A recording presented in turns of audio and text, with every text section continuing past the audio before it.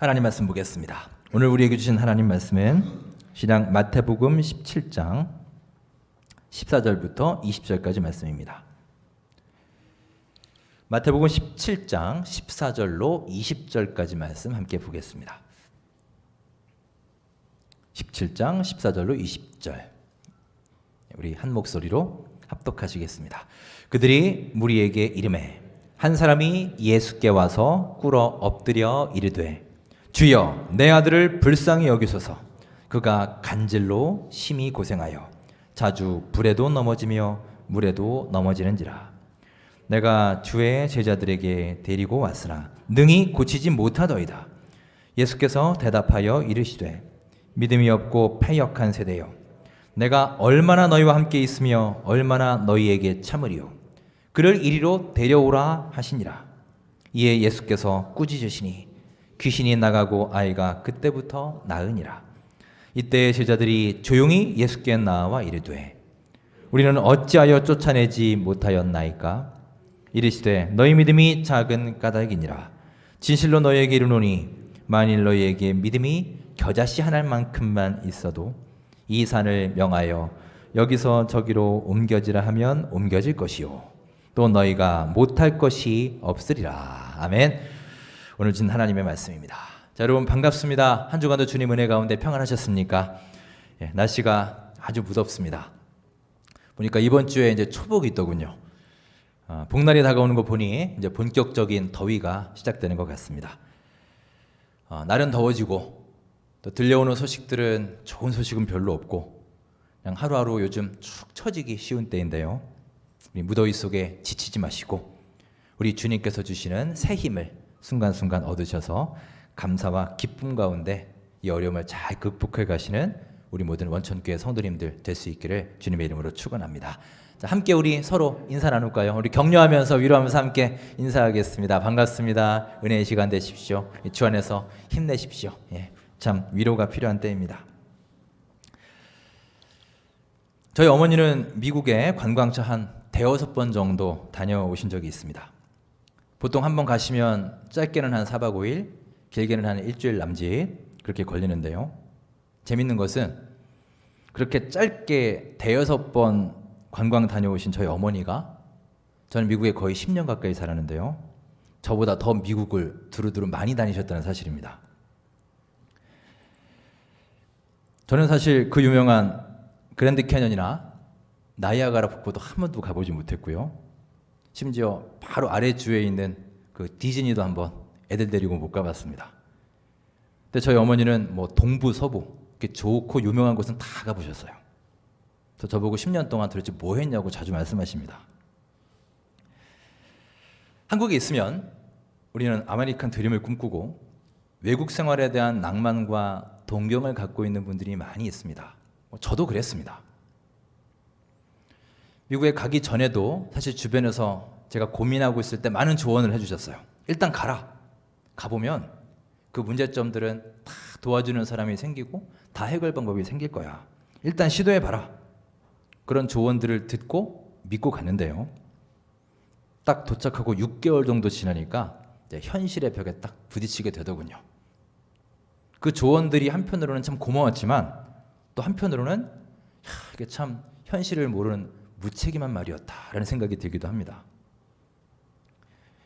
우리가 겉으로 보는 이상적인 모습과 실제로 그 안에 들어가서 현실로 부딪히며 사는 모습 사이에는 상당한 차이가 있습니다.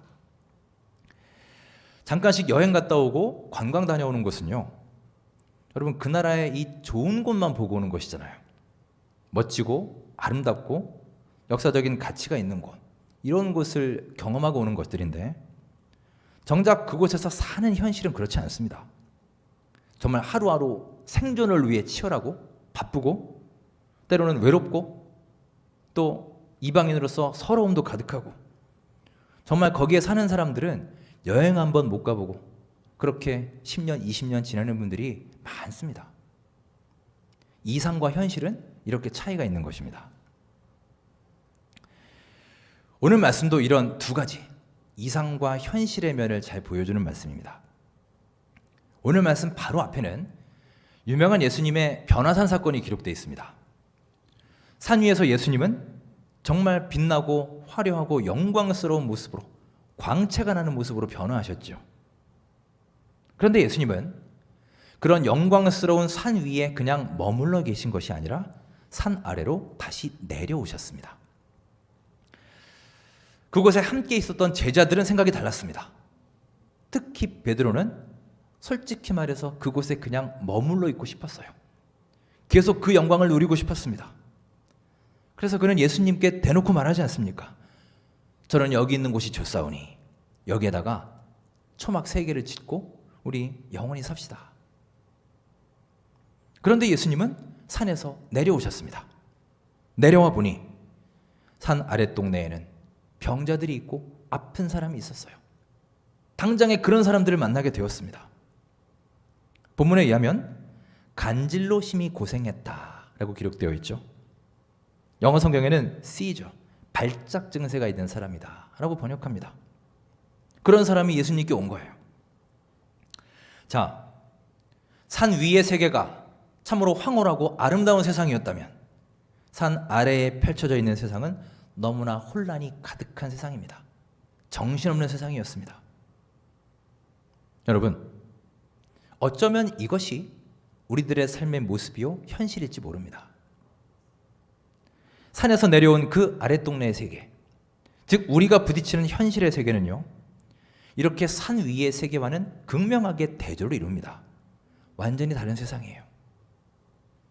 그런데 중요한 것은요, 우리의 삶 속에서 주로 하루하루 반복되는 삶은, 즉 우리가 주로 경험해야 되는 삶은 산 위가 아니라 이 산 아래의 삶이라는 겁니다. 혼란하고 복잡하고 힘든 이 산 아래의 현실을 우리는 마주하며 살아야 해요. 혹시 여러분, 요즘 우리의 하루하루의 삶이 이런 혼란 가운데 있지는 않습니까? 신경림 시인의 시집 길이라는 시집에 있는 한 시를 소개해 드립니다. 일찍이 이 시인이 설악산 대청봉에 올랐던 경험이 있는데요, 자신의 그 경험에 비추어서 우리의 현실을 얘기한 시입니다. 설악산 대청봉에 올라 큰 산들과 바다를 내려다보니 온통 세상이 다 보이는 것 같고 또 세상살이 속속들이 다 알 것도 같다. 자, 그런데 이 시인이 이제 산을 내려옵니다. 대청봉에서 내려와서 속초에 들어서는 순간 전혀 다른 세상이 그 앞에 펼쳐진 겁니다. 방금 전 그 산 꼭대기에서 바라봤던 푸른 동해바다와 아름다운 마을들의 모습은 온데간데 없고요, 완전히 다른 모습을 경험하게 된 것입니다. 그때 감정을 시인은 이렇게 노래합니다. 그러다 속초에 내려와 하룻밤을 묵으며 중앙시장 바닥에서 다 늙은 함경도 아주머니들과 피난민 신세 타령도 듣고, 다음날엔 원통으로 와서 뒷골목에 들어가 찌린내 땀내도 맡고 악다구니도 듣고 싸구려 하숙에서 마늘장수와 실랑이도 하고 젊은 군인 부부 사랑 싸움질 소리에 잠도 설치고 보니 세상은 아무래도 산 위에서 보는 것과 같지만은 않다. 이렇게 고백합니다. 그리고 마지막에 이 시인은 이렇게 마무리합니다. 지금 우리는 혹시 세상을 너무 멀리서만 보고 있는 것은 아닐까? 아니면 너무 가까이서만 보고 있는 것은 아닐까? 여러분, 이렇듯 세상은요, 때로는 가까이서도 바라볼 수 있어야 되고 때로는 멀리 떨어져서도 봐야 하는 것입니다. 둘 다 우리는 볼 수 있어야 돼요. 가까이서 바라보면요, 저 높은 곳에서 보이지 않던 삶의 현실들이 하나하나 보이기 시작합니다. 그저 막연하게 멋지고 아름답게만 보였던 그 현실들이 막상 들어가서 가까이서 보면요, 전혀 다르게 볼 수 있는 거예요. 반대도 그렇죠. 가까이서 보이지 않던 것들이 멀리 떨어져서 보면, 아니 멀리도 아니고 한두 발자국만 떨어져서 보면 잘 보이는 경우도 얼마든지 있습니다. 여러분, 그 대표적인 경우가 훈수지 않습니까? 훈수. 여러분, 바둑이나 장기 둘 때 보십시오. 내가 판에 들어가서 내가 수를 두면 길이 잘 안 보이죠. 근데 한 발자국 물러나서 옆에 사람들 이렇게 두는 거 훈수 둬 보세요. 아주 희한하게 길이 잘 보입니다. 여러분, 우리는 가까이서만 봐도 안 되고 멀리서만 봐도 되지 않습니다. 이렇게 멀리서 보는 일과 가까이서 보는 일을 조화롭게 이루어가는 것이 바로 우리 삶의 지혜입니다. 그래서 우리는 이 두 가지의 눈을 다 가지고 있어야 합니다. 우리 신앙생활도 마찬가지입니다. 이 두 가지의 균형이 필요합니다. 살다 보면요, 우리는 산 위의 세계도 경험하고 산 아래의 세계도 겪게 되어 있습니다. 우리는 산 위에서 신비롭고 아름다운 체험도 해야 되고 산 아래에서 치열하고 아동바동 살아가는 그런 체험도 해야 하는 것입니다. 즉 우리의 신앙은 이런 골방에서의 경험과 시장에서의 경험이 같이 아우러져야 올바른 신앙이라 할 수 있는 거예요. 즉 골방에서 우리 하나님과 1대1로 은밀하게 만나는 경험도 중요하고, 또한 시장에서 여러 사람들과 부대끼며 함께 어울리고 얘기하며 그 가운데 체득된 신앙의 모습도 또한 중요한 것입니다. 이 두 가지가 균형을 이루는 신앙이 건강한 신앙인 것입니다. 자, 그렇게 예수님은 산 아래로 내려오셨습니다. 그런데 내려와 보니 이 산 아래 동네의 현실은 정말 답답한 현실이었습니다. 간질병에 걸린 아이가 있었습니다. 같은 내용을 적은 다른 복음서에 보면 이 아이가 귀신 들렸다라고 기록을 합니다. 그러니까 비슷하지만 좀 다른 표현이죠. 여기서 귀신이라고 번역된 단어가 헬라어 프뉴마라는 단어인데요. 여러분 아마 프뉴마란 말을 들어보신 분 계실 겁니다. 유명한 찬양팀, 프뉴마라는 찬양팀도 있죠. 그러니까 스피릿, 영이라는 뜻입니다. 악한 영에 들렸다는 거예요. 그래서 이 아이는 지금 뭔가 강력한 힘에 사로잡혀서 자기 스스로를 통제할 수 없는 상황에 이르렀다는 것입니다. 그래서 불 속에도 뛰어들고 물 속에도 뛰어든다는 거예요. 그런데 그때 예수님이 마을에 오신다는 소식이 들렸습니다. 자, 그 소식을 듣고 이 아이의 아버지의 심정이 어땠을까요? 아픈 아들을 보면서 그렇게 하루하루 절망에 빠져있던 그 아버지는요, 이제 희망을 얻었습니다. 만사 제쳐두고 예수님을 만나러 갔습니다. 그런데 갔더니 마침 예수님이 그 자리에 안 계셨습니다. 그래서 그냥 갈 수 없으니 급한 마음에 예수님 제자들을 붙잡고 호소하는 거예요. 제발 우리 아들 좀 살려주십시오. 제발 우리 아들 병 좀 고쳐주세요. 하지만 제자들은 오늘 본문에 나온 것처럼 아무것도 하지 못했다는 겁니다. 아무 능력도 발휘하지 못했습니다. 바로 그때 예수님이 산에서 내려오신 겁니다. 그 모습을 봤겠죠. 그 아버지에게 자초지종을 들었을 것입니다. 그리고 예수님은 그 제자들을 보시고 깊은 탄식에 빠지셨습니다. 자, 그 내용이 오늘 보면 17절에 나와 있습니다. 자, 17절 말씀 우리 한 목소리로 함께 읽겠습니다. 시작. 예수께서 대답하여 이르시되 믿음이 없고 패역한 세대여, 내가 얼마나 너희와 함께 있으며 얼마나 너희에게 참으리요, 그를 이리로 데려오라 하시니라. 아멘. 지금 이 무능한 제자들, 실전에 처하니 아무것도 할 수 없는 이 제자들을 보시고 예수님의 탄식하고 계신 것입니다. 도대체 내가 언제까지 너희를 참아야 하느냐? 언제까지 너희들이 믿음 가운데 설 수 있도록 내가 너희들 기다려줘야 되느냐? 이 답답하고 안타까운 예수님의 심정이 느껴지지 않으시나요? 자, 이어지는 장면을 보시죠. 18절 말씀 함께 읽겠습니다. 시작. 이에 예수께서 꾸짖으시니 귀신이 나가고 아이가 그때부터 나으니라. 아멘. 그래서 예수님이 이 아이를 고쳐주셨습니다. 귀신을 꾸짖으셨고 귀신이 나갔다는 겁니다. 예수님이 이 귀신을 내쫓아버리셨다는 거예요. 여러분, 이것은 매우 중요한 사건입니다. 오늘날 우리 크리스천들에게 요구되는 가장 중요한 능력이자 가장 부족한 것이 무엇인지 아십니까? 바로 이런 영적인 능력입니다. 여러분, 오늘의 교회, 오늘의 기독교인들은요, 바로 이런 영적 능력이 부족합니다. 지금 우리는 지식이 부족한 것도 아니고 정보가 부족한 것도 아니고 무슨 장비가 부족한 것도 아니에요.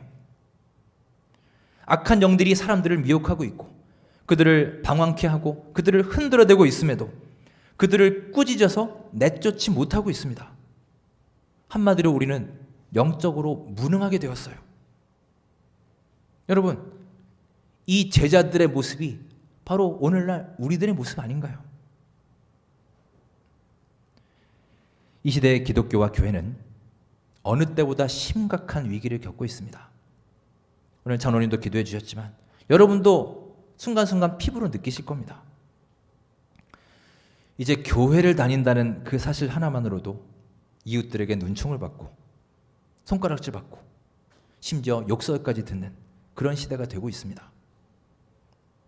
지금 교회는요, 무엇보다 영적인 위기에 빠져 있습니다.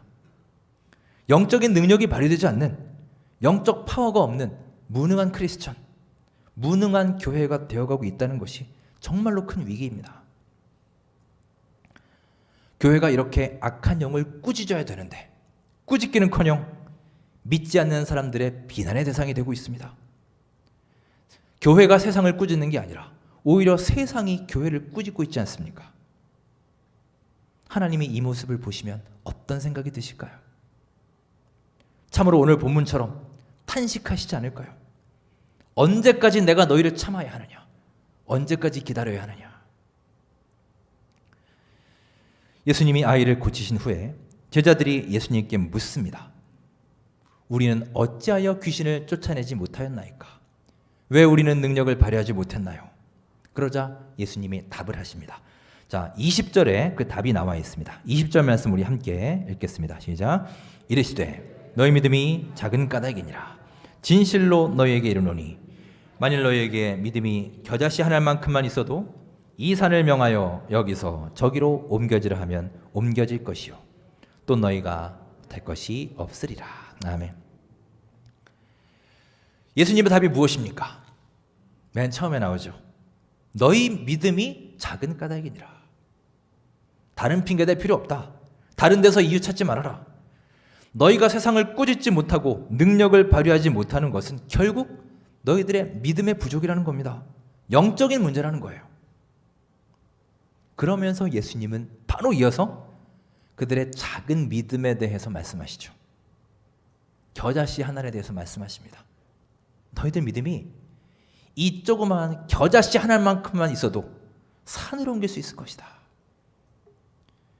이 얘기는 실로 제자들에게 충격적인 말씀이었을 겁니다.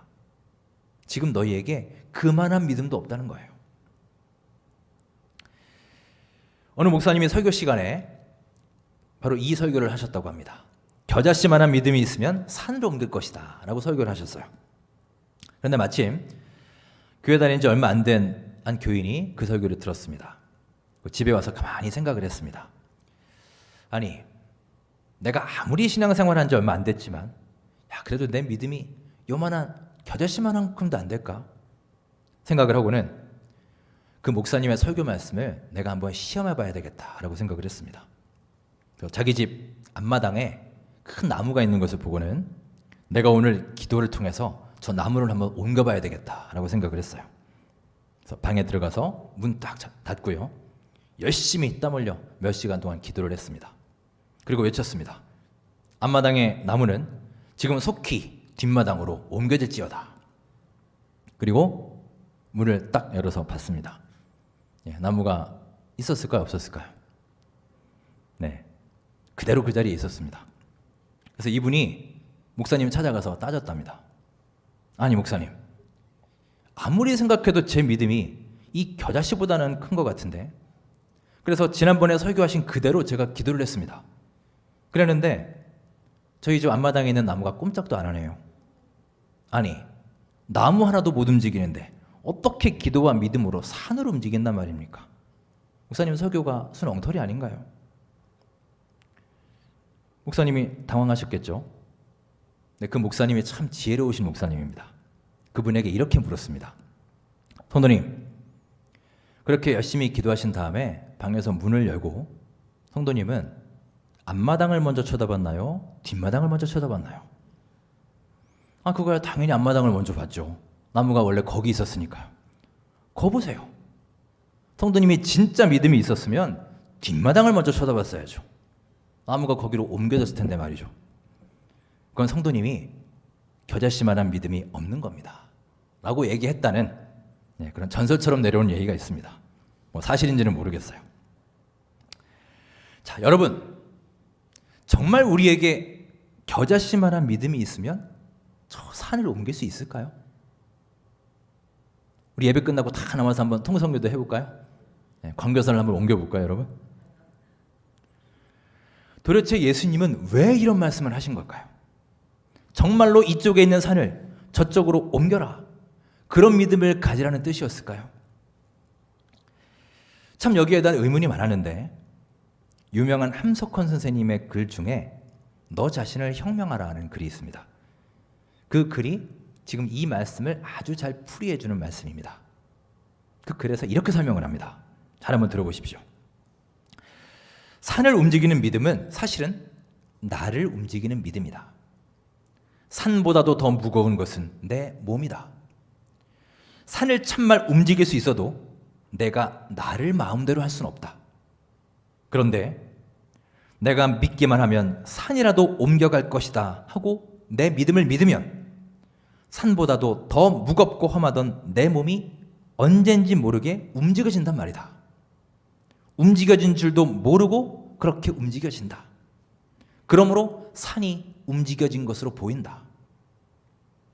내 몸을 내 마음대로 잘 부리는 사람은 하루 동안에 10-20의 산봉우리를 내 발밑으로 지나가게 할 수 있으나 내 몸을 잘 부리지 못하는 사람은 내 머리 앞에 있는 책도 1년을 가도 못 읽고 만다. 그러니 산을 옮기자 해서 산더러 여기서 일어나 저 바닷속으로 가거라 하고 소리를 지르고 있는 것은 어리석은 일이요. 내가 나더러 옮겨가라고 명령을 해야 그것이 옳은 일이다. 어디로 옮겨가란 말인가? 여호와 하나님께로다.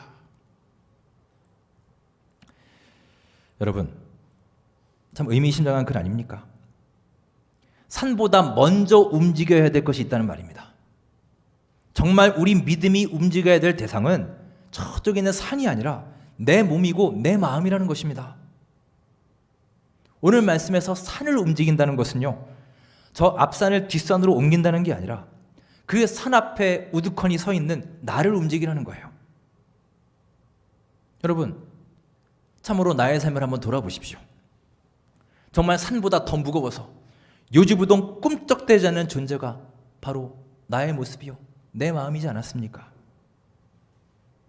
올해는 더 성실하게 살아야지, 더 정직하게 살아야지, 올해는 성경 통독을 해야지, 더 신실하게 살아야지, 꼭 다이어트를 해야지, 매년 우리는 다짐하지만 또 어느새 편한 길로 들어서고 또 현실에 안주하고 있는 그런 내 모습을 보게 됩니다.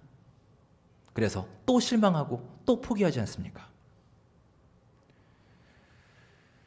정말로 세상에 가장 움직이기 어려운 존재가 바로 나입니다. 여러분, 지금도 우리 앞에 거대한 산들이 있지 않나요?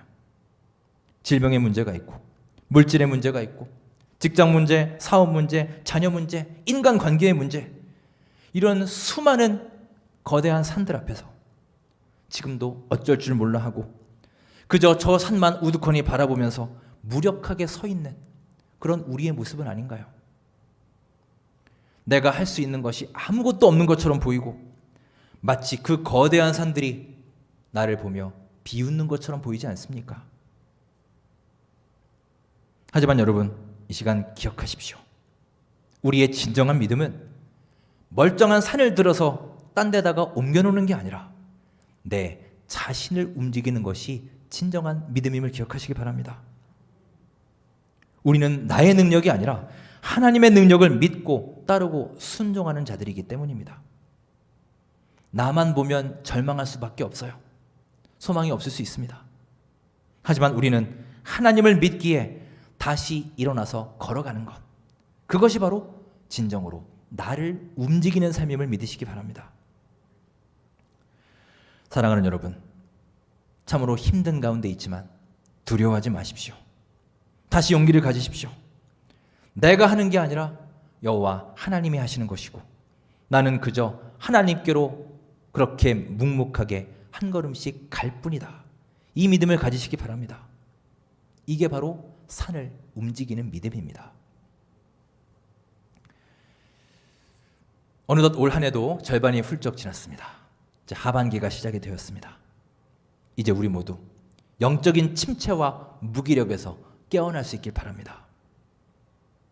지금도 우리 앞에 거대한 산이 있습니까? 그렇게 우리는 낭망하고 실망하고 있지 않습니까? 그 앞에서 산아 저쪽으로 움직여라 소리만 쳐대는 삶이 아니라 무기력했던 나의 마음을 다시금 추스리고 움직여서 우리 하나님께로 한 걸음씩 나아감을 통해서 우리를 가로막고 있던 그 거대한 산들이 사라지는 놀라운 체험을 하는 우리 모두의 삶이 될 수 있기를 간절히 바랍니다. 사랑하는 여러분, 이 시간 우리 마음속에 겨자씨만한 믿음이 있다면 이제 할 수 없다는 말 하지 마시고요. 우리의 몸과 마음을 조금씩 하나님을 향해서 움직여 가시기 바랍니다. 내가 움직여야 합니다. 올 하반기에는 산보다 더 무거운 나의 마음이 움직여져서 내 안에 있는 모든 태산 같은 근심, 걱정, 염려, 악한 영들을 향하여 꾸짖을 수 있고 그것들을 물리칠 수 있는 영적 능력을 발휘하는 귀한 주의 일꾼들 될 수 있기를 주님의 이름으로 축원합니다. 기도하겠습니다. 은혜의 하나님, 그동안 영적으로 위축되고 무력한 삶을 살아왔음을 고백합니다. 진정한 믿음은 나 자신을 움직이는 것임을 믿습니다.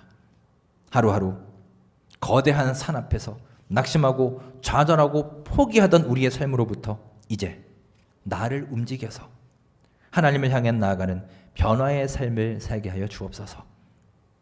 여호와 하나님이 하시는 것이고 나는 그저 하나님께로 향해 갈 뿐이라는 믿음을 갖고 하루하루 영적 능력을 발휘하는 주님의 아들, 딸로 세워 주시옵소서. 예수님의 이름으로 감사하며 기도드립니다. 아멘.